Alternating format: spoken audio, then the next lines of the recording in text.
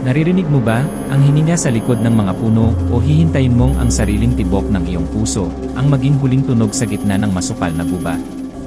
Paano kung ang yaman na pilit mong hinuhukay ay hindi ginto, kundi isang bitag na inilaan ng isang presensyang mas matanda pa sa sibilisasyon?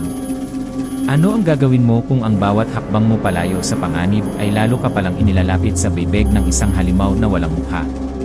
Handa mo bang itaya ang buhay ng iyong kapatid para sa gintong hindi mo naman madadala sa kabilang buhay? Sa episode na ito, dadalhin tayo ng ating pasaporte sa kailaliman ng Rio Tarroaca, Brazil, sa loob ng mapanganib na Sierra do Divisor. Tutuklasin natin ang trahedya ni Tiago, Mateos, at Lucas, mga maangaso ng ginto na nangahas hamunin ang alamat ng mapingwari, ang dambuhalang bantay ng kagubatan ng Amazon na may isang mata at gutom na bibig sa kanyang tiyan.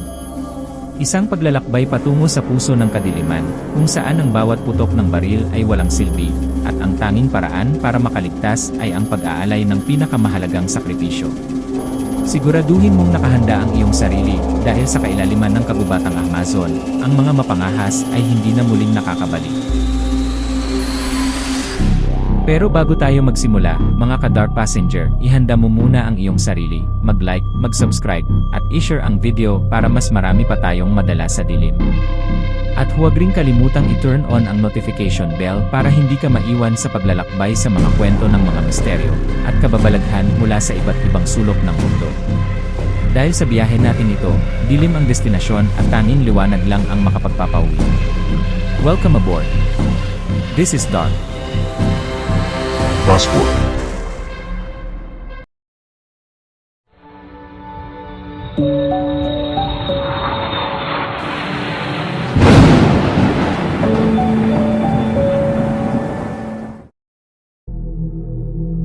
Sa pampang ng Ilog Envira, kung saan ang tubig ay kasing itim ng kape, naghahanda ang magkapatid na sina Tiago at Mateos.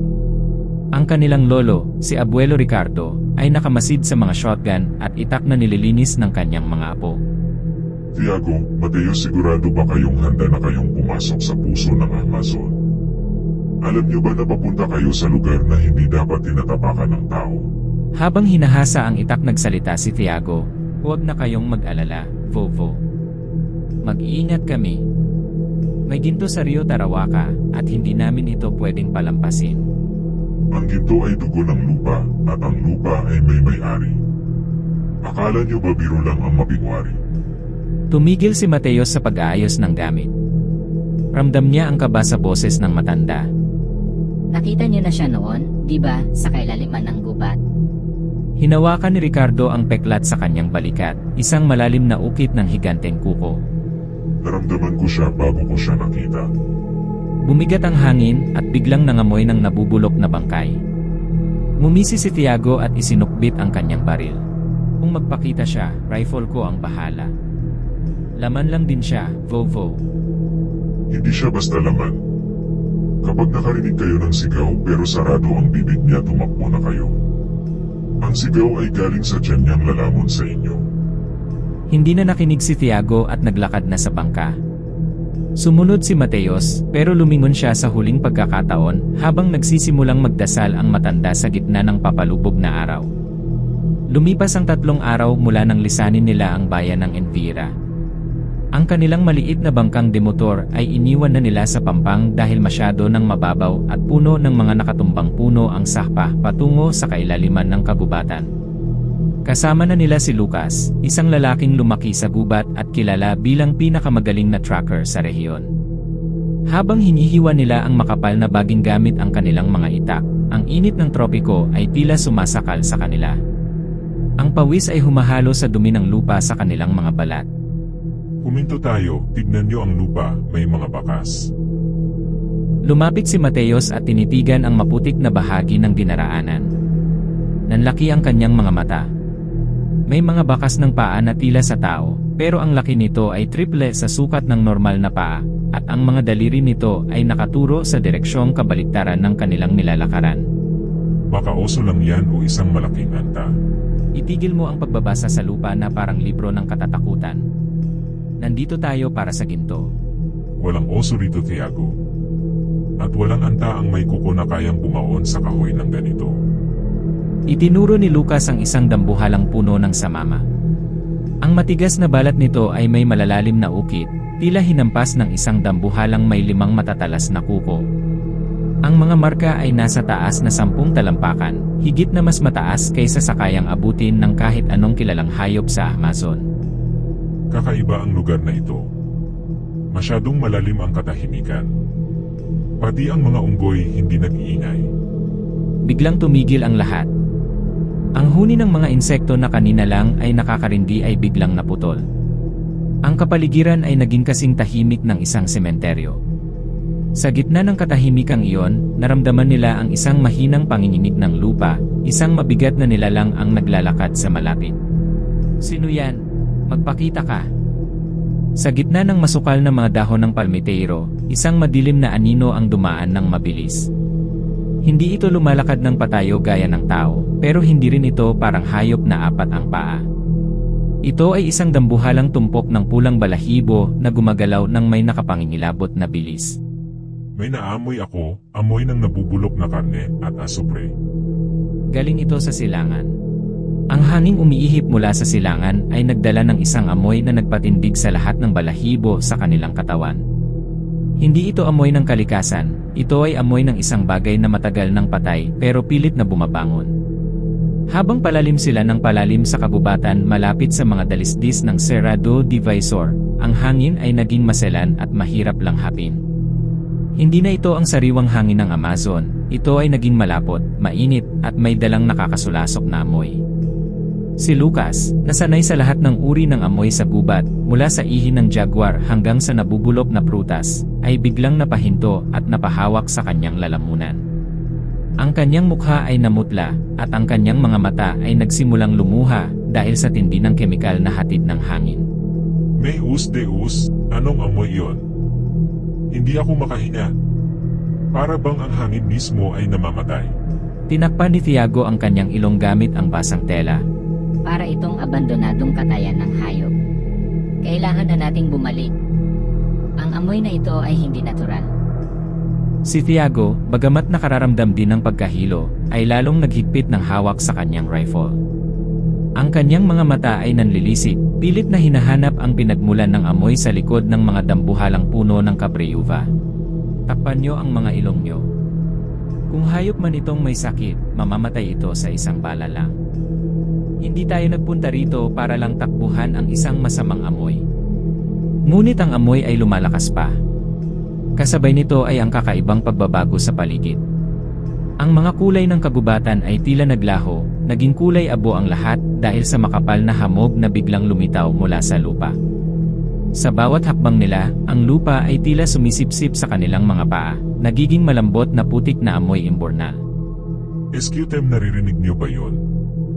Hindi lang yun hangin. Isang mahinang tunog ang narinig nila, isang uri ng mababang hiss-in na tunog na sinusundan ng mabigat na paghinga.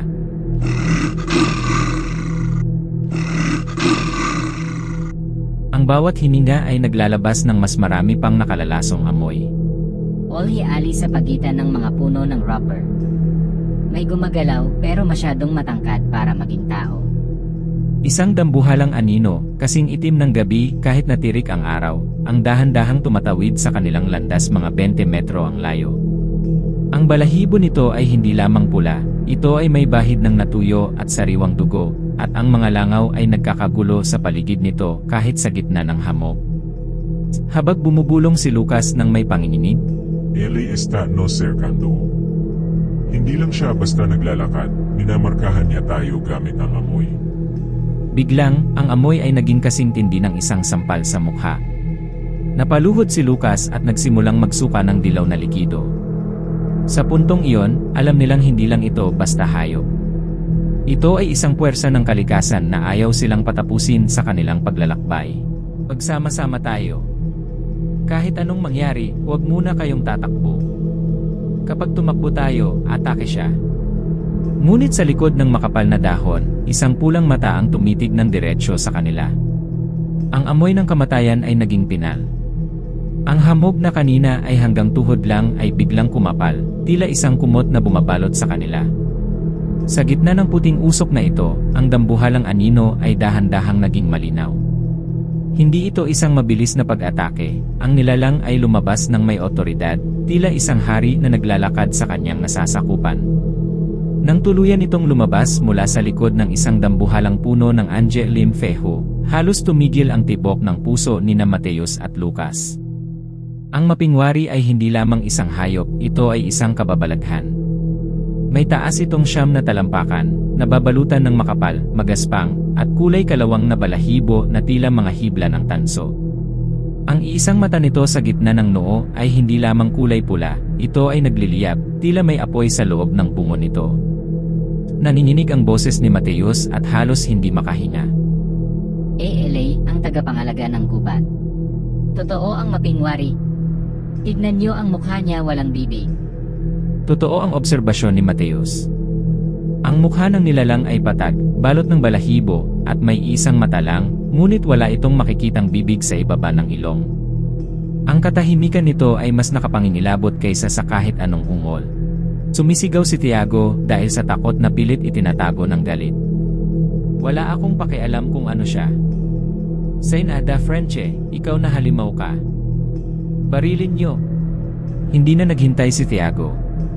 Itinutok niya ang kanyang kalibre 12 na shotgun at kinalapit ang gatilyo.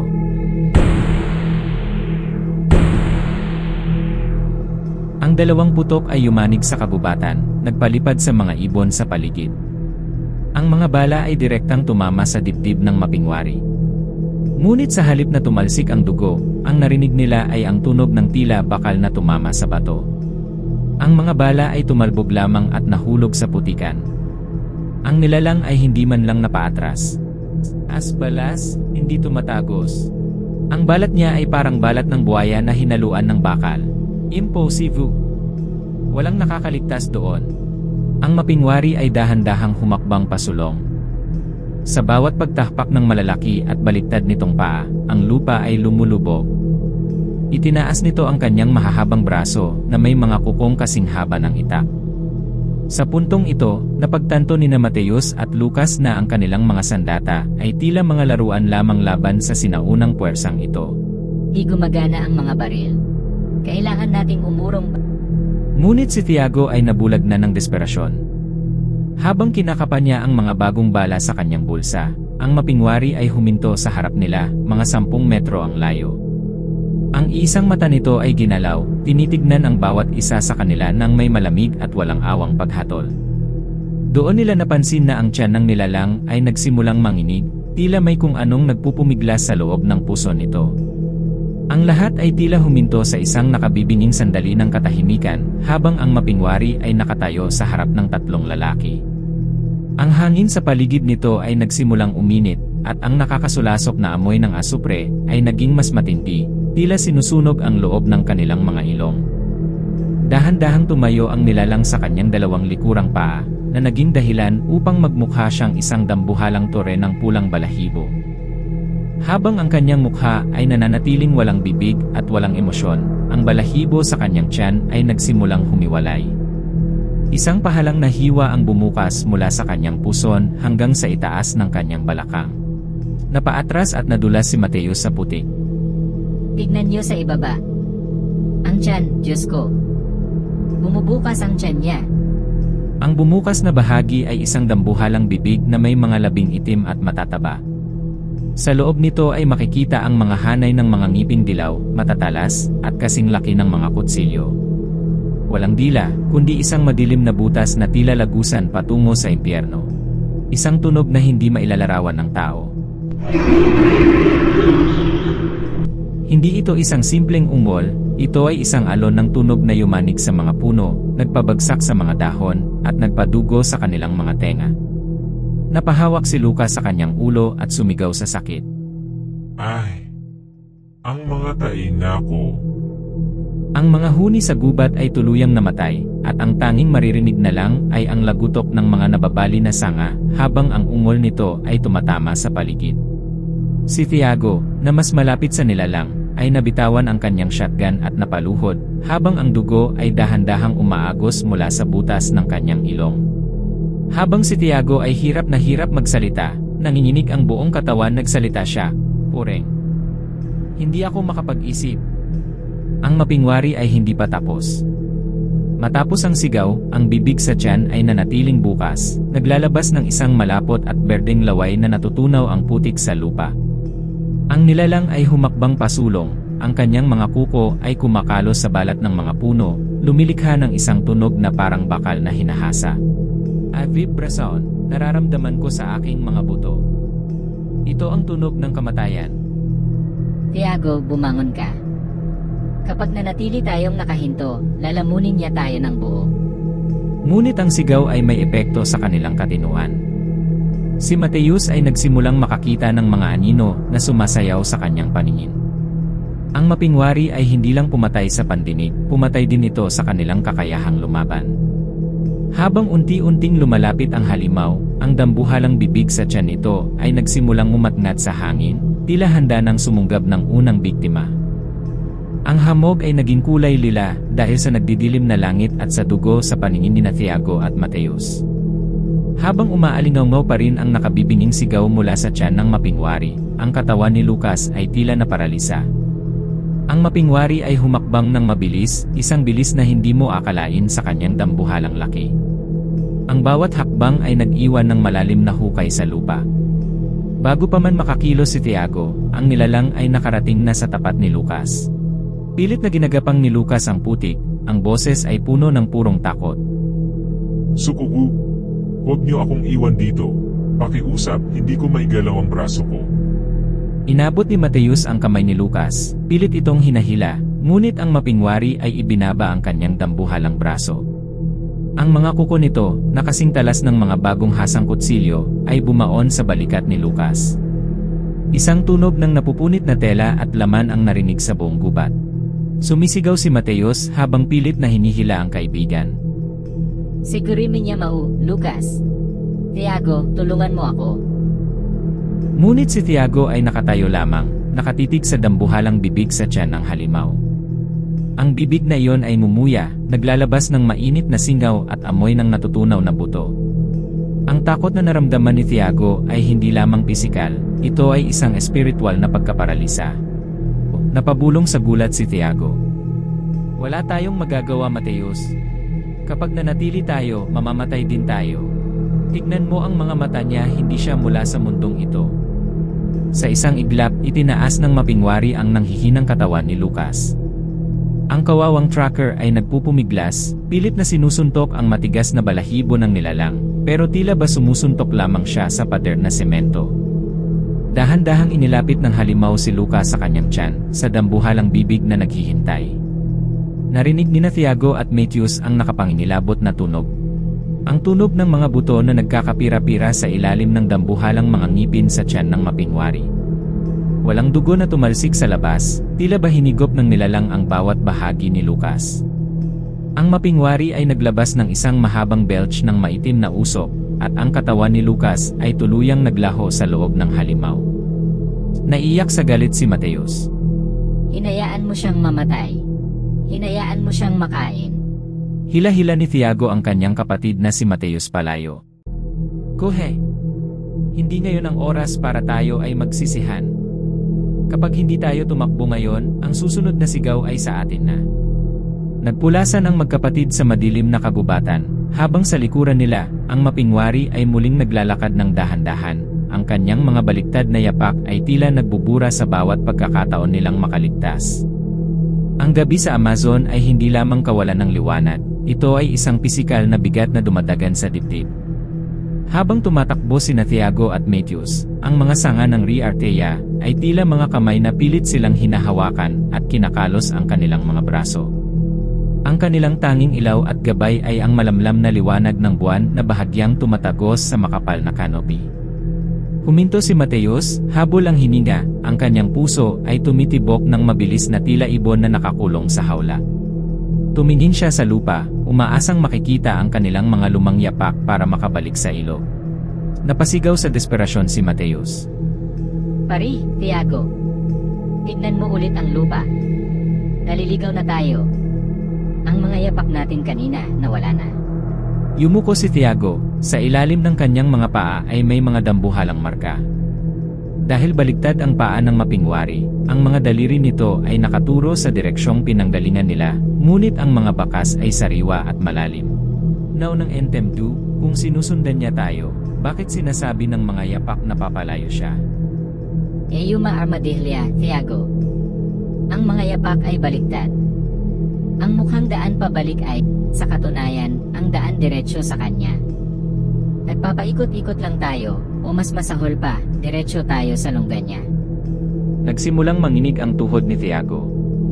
Ang kanyang rifle, na dati ay simbolo ng kanyang kapangyarihan, ngayon ay tila isang mabigat na piraso ng bakal na walang silbi. Ang gubat ng Envira ay tila nagbago ng anyo, ang bawat puno ay magkakamukha, at ang bawat huni ng kuwago ay tila tawa ng halimaw. El Estabrin Kandu Konosku. Gusto niyang mapagod tayo, na ang puso natin ay mapuno ng asido at takot. Hindi lang siya nangangaso gamit ang mga kuko, Mateus. Nangangaso siya gamit ang ating isipan. Biglang, ang hangin ay muling naging mainit. Ang amoy ng nabubulok na karne ay hindi na lamang galing sa isang direksyon, tila ba nakapalibot ito sa kanila. Sa bawat puno na kanilang nilalampasan, nararamdaman nila ang mga mata na nakatitig sa kanila mula sa itaas. Osa, pakinggan mo ang tunog. Parang ang gubat mismo ang mumunguya. Isang mahinang malutong na kagat na tunog ang nagmula sa likuran ng isang dambuhalang siringjira o rubber tree. Sa sobrang pisikal at mental na pagod, napasandal si Thiago sa isang malaking ugat na nakatayo. Ngunit ang ugat ay mainit. At ito ay may balahibo. Dahan-dahang tuminala si Thiago, ang boses ay halos isang bulong na lang. Kuhi. Mateos, huwag kang lilingon sa likod. Ang hinahawakan ko ay hindi puno. Ang ugat ay biglang gumalaw. Ito ang binti ng mapingwari na nakatayo ng tahimik sa gitna ng kadiliman, naghihintay na sila mismo ang lumapit sa kanya. Ang isang mata ng halimaw ay bumaba mula sa dilim, direkta sa mukha ni Thiago, habang ang bibig sa tiyan nito ay nagsimulang bumukas ng dahan-dahan, handa na para sa pangalawang putahe. Nang mapagtanto ni Thiago na ang kanyang sinasandalan ay hindi puno kundi ang binti ng mapingwari, ang kanyang buong katawan ay binalot ng matinding panginginig.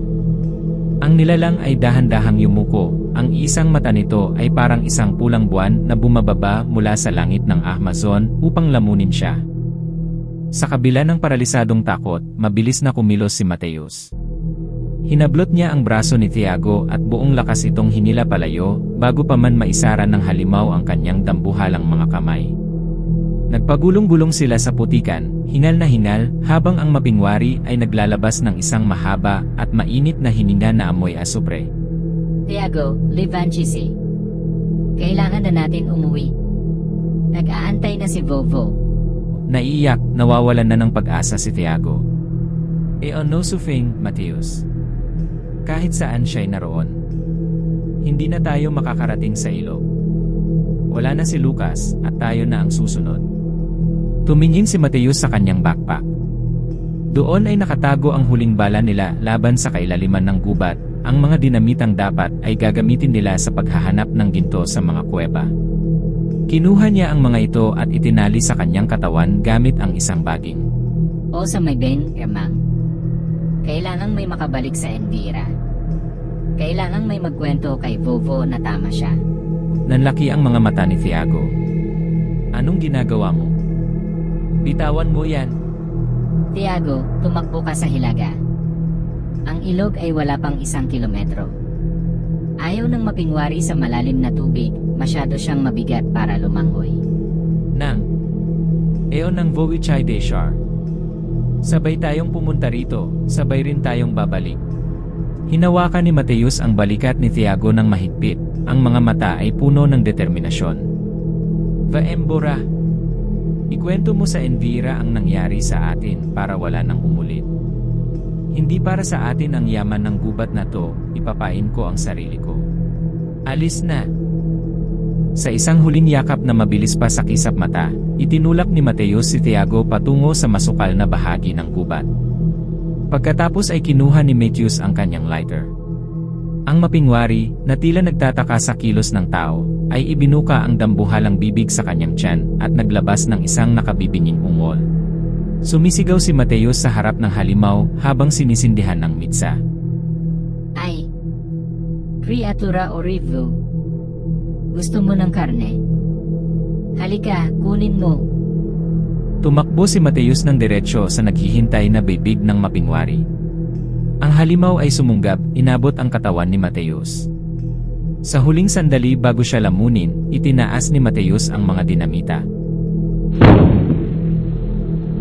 Isang dambuhalang pagsabog ng apoy at liwanag ang yumanig sa kailaliman ng Amazon. Ang mga puno ng ipe ay nabaon sa usok, at ang nakapangingilabot na sigaw ng mapingwari ay napalitan ng isang tunog ng sakit at galit na yumanig sa buong lambak ng Envira. Si Thiago, na tumatakbo ng palayo, ay naramdaman ang init ng pagsabog sa kanyang likuran. Ang bawat luha sa kanyang mata ay simbolo ng huling sakripisyo ng kanyang kapatid. Ang pagsabog ng dinamita ni Mateus ay nag-iwan ng isang dambuhalang butas sa katahimikan ng gubat. Si Thiago ay tumatakbo ng walang direksyon. Ang kanyang mga binti ay tila mekanikal na lamang na gumagalaw dahil sa adrenaline. Ang usok mula sa dinamita ay humahalo sa hamog, at ang amoy ng sunog na balahibo ay mas matindi pa sa amoy ng nabubulok na karne. Sa likuran niya, narinig niya ang isang tunog na hindi niya inaasahan, isang galit na kalos ng mga kuko sa lupa at ang mabigat na paghinga. Ang mapingwari ay buhay pa. Bagamat wasak ang bahagi ng tiyan nito, dahil sa sakripisyo ni Mateus, ang puot nito ay lalong nag-alab. Hinihingal, nadara pa sa mga ugat ng puno ng seringira, si Thiago. Nang puji sir, sinusundan pa rin niya ako. Mateus, pakiusap, bigyan mo ako ng lakas para makarating sa ilog. Sa wakas, natanaw niya ang kumikinang na tubig ng Rio Tarawaka sa ilalim ng malamlam na liwanag ng buwan. Ang pampang ay matarik at puno ng putik, pero ang tubig ang tanging pag-asa niya. Sa bawat hakbang, nararamdaman niya ang panginginig ng lupa sa kanyang likuran. Ang mapingwari ay malapit na, nararamdaman niya ang init na nanggagaling sa sugatang katawan ng halimaw. Nang marating ang pampang, hindi na nag-isip si Thiago. Inihagis niya ang kanyang walang lamang rifle at tumalon mula sa mataas na bahagi ng lupa patungo sa madilim at malamig na tubig. Ang lamig ng tubig ay tila libu-libong karayom na tumusok sa kanyang sugatang katawan. Mabilis siyang lumangoy patungo sa gitna, kung saan malalim at mabilis ang agos ng ilog. Lumingon siya sa pampang at doon niya nakita ang halimaw. Ang mapingwari ay nakatayo sa gilid ng tubig, ang kanyang isang mata ay nakatitig ng matalas kay Thiago. Ang bibig sa tiyan nito ay naglalabas ng maitim at malapot na likido, pero hindi ito natitigan. Sumisigaw si Thiago mula sa gitna ng ilog, ang boses ay puno ng pait at takot. Hindi mo ako manghuli dito, hayop ka. Masyadong malalim ang tubig para sa iyo. Ang mapingwari ay naglabas ng isang mahinang tunog, hindi sigaw, kundi isang uri ng tuyong ubo na tila isang demonyong tumatawa. Itinaas nito ang kanyang dambuhalang braso at hinampas ang pampang, lumilikha ng malalaking hukay sa putik, ngunit hindi ito lumusong. Gaya ng sinabi ni Mateus, ang bigat ng balat at buto nito ay hindi idinisenyo para sa paglangoy sa malalim na agos. Oli Parami, nakaligtas ako. Hindi mo nakuha ang lahat, halimaw ka. Ngunit habang dahan-dahang tinatangay ng agos si Thiago palayo, napansin niya ang isang bagay na nagpatigil sa kanyang hininga. Ang mapingwari ay hindi mukhang natalo. Sa halip, ang nilalang ay dahan-dahang tumalikod at bumalik sa kadiliman ng gubat, na tila ba ang pagkakaalis ni Thiago sa teritoryo nito ay sapat na kabayaran para sa lahat. Ang huling nakita ni Thiago bago lumiko ang agos ng ilog ay ang nagliliyab na pulang mata na dahan-dahang naglalaho sa pagitan ng mga puno, tila naghihintay sa susunod na mga ngahas na pumasok. Lutang sa gitna ng ilog, mag-isa, nanginginig at basa, napagtanto ni Thiago ang tunay na halaga ng kanyang kaligtasan. Ang ilog na dati ay daan patungo sa ginto, ngayon ay naging daan niya patungo sa isang buhay na puno ng alaala ng kamatayan. Lumipas ang 2 araw bago natagpuan ng isang dumadaang batsyaylang, isang bangkang pangkalakal, si Thiago. Nakakapit siya sa isang malaking troso ng samaoma na naanod malapit sa bukana ng bayan ng Envira. Ang kanyang anyo ay hindi na makilala, ang kanyang mga damit ay parang basahan na, at ang kanyang balat ay puno ng galos at kagat ng mga insekto. Ngunit ang pinakanakakagimbal ay ang kanyang buhok. Ang dating itim na buhok ng isang 30 anyos na lalaki ay naging kasing puti na ng abo dahil sa tindi ng pagkatuliro at takot. Nang ihatid siya ng mga mangingisda sa pampang ng Envira, sinalubong siya ng kanyang lolong si Abuelo Ricardo. Ang matanda ay nakatayo sa pier, hawak ang kanyang tungkod, at hindi na nagtanong kung nasaan ang gintong hinahanap ng kanyang mga apo. Sa isang tingin pa lang sa mga mata ni Thiago, na ngayon ay tila nakatingin sa isang bagay na hindi nakikita ng iba, alam na niya ang katotohanan. Habang paos ang boses ng kanyang lolo, nagsalita ito. Onde están os seus compañeros? Nasaan ang kapatid mong si Mateus, at saka ang kasama niyong si Lucas? Napaluhod si Thiago sa maputik na pampang, sa mismong lugar kung saan sila nangarap ng kayamanan ilang araw lang ang nakalilipas. Ang kanyang mga luha ay gumagawa ng malinis na landas sa makapal na dumi sa kanyang mukha. Humikbi si Thiago. Kinuha na sila ng gubat, Vovo. Walang silbi ang ginto. Ang mapingwari hindi lang buhay namin ang gusto niya, kundi ang aming kaluluwa dahil pinasok namin ang hindi sa amin. Inakay ni Abuelo ang kanyang apo pauwi. Sa mga sumunod na linggo, naging usap-usapan sa buong bayan ang nangyari. Marami ang hindi naniwala, sinabing baka inatake lang sila ng jaguar o nalunod sa ilog, ngunit walang sinuman ang naglakas loob na bumalik sa parteng iyon ng Rio Tarawaca upang patunayan ito. Si Thiago ay naging isang tahimik na anino sa Envira. Hindi na siya muling humawak ng baril o itak. Sa gabi, madalas siyang nakikitang nakaupo sa pampang, nakatingin sa kadiliman ng gubat sa kabilang panig ng ilog. Kapag humiihip ang hangin na may dalang amoy ng asupre, o kapag may naririnig siyang kakaibang huni ng ibon, nanginginig ang kanyang buong katawan. Eu osu vose, alam kong naroon ka pa rin at binabantayan ang dugo ng lupa. Ang kwento ni Thiago at Mateus ay naging isang babala sa mga kabataan ng Amazon.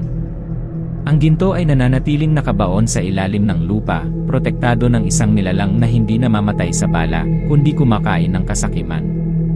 Ang mapingwari ay nananatiling alamat para sa marami, ngunit para kay Thiago, ito ang tanging katotohanan na naiwan sa kanya. Maraming taon ang lumipas, at ang bayan ng Envira ay dahan-dahang nagbago, ngunit ang takot sa kailaliman ng gubat ay nanatiling buhay. Si Thiago ay tumanda na hindi na muling tumapak sa loob ng kagubatan. Siya ay naging isang lokal na alamat, ang lalaking may buhok na kasing puti ng ulap na nakaligtas sa puot ng gubat. Sinasabing sa tuwing may mga dayuhan o mga korporasyong nagnanais maghukay ng ginto sa Ceja do Divisor, sapat na ang makita ang mga galos sa braso ni Thiago at ang kanyang mga mata na tila nakatingin sa kabilang mundo upang sila ay mapaurong. Ang lugar kung saan sumabog ang dinamita ni Mateus ay hindi na tinubuan ng mga puno, nanatili itong isang lamat sa gubat, isang pilat na hindi kailanman maghihilom. Sa gabi, kapag ang buwan ay kasing pula ng mata ng mapingwari, ang mga mangingisda sa ilog ay nanunumpa na naririnig pa rin nila ang isang kakaibang sigaw, isang tunog na hindi nanggagaling sa lalamunan, kundi mula sa pusod ng mismong lupa. Ang mapingwari ay hindi namamatay, siya ay naghihintay lamang, isang walang hanggang bantay sa mga lihim na hindi dapat pakialaman ng tao. At dito nagtatapos ang alamat ng mapingwari, mga ka-Dark Passenger. Ang kwento ng mapingwari ay hindi lamang isang ulat ng malagim na engkwentro sa kailaliman ng Amazon, ito ay isang salamin ng ating ugnayan sa kalikasang madalas nating abusuhin.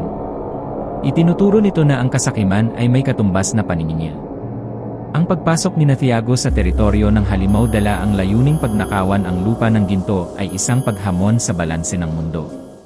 Ipinapaalala sa atin na ang kalikasan ay hindi isang walang buhay na bagay na maaari nating ariin. Ito ay may sariling bantay, may sariling batas, at may kakayahang bumawi sa sandaling makalimutan ng tao ang kanyang limitasyon. Higit pa rito, binibigyang diin ng kwento ang halaga ng pagpapakumbaba at sakripisyo. Sa gitna ng makabagong armas at teknolohiya, ang tanging nagligtas kay Thiago ay hindi ang kanyang rifle, kundi ang wagas na pagmamahal at pag-aalay ng buhay ng kanyang kapatid na si Mateus. Ang puting buhok ni Thiago sa pagtatapos ng kwento ay nagsisilbing marka ng isang taong tuluyan ng binago ng takot at pagsisisi. Ang tunay na kayamanan ay hindi nahuhukay sa ilalim ng lupa, ito ay matatagpuan sa ating kakayahang irespeto ang mga puwersang mas matanda at mas malakas kaysa sa atin.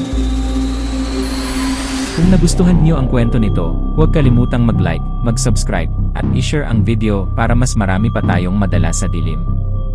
At huwag ring kalimutang i-turn on ang notification bell para hindi ka maiwan sa susunod nating paglalakbay sa mga kwento ng misteryo at kababalaghan mula sa iba't ibang sulok ng mundo.